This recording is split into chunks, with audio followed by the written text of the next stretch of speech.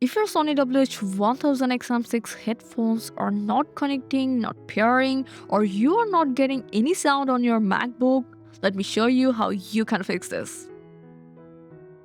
First, you have to make sure your Sony headphones aren't already connected to another device. If they are, just disconnect and forget them and try pairing with your Mac again.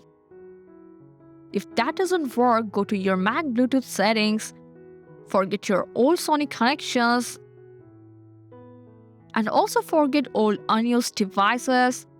Now turn Bluetooth off, just restart your MacBook, then turn Bluetooth back on and try to pair your headphones again.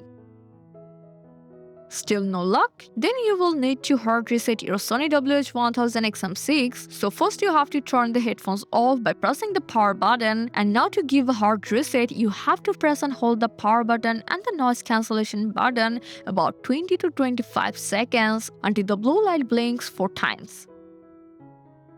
Now wait 5 seconds and make it into pairing mode again by pressing the power button until the blue light blinking continuously. This usually clears most connection issues. But if your headphones connect but there's no sound, open the Mac Control Center and make sure the sound output is set to your Sony headphones.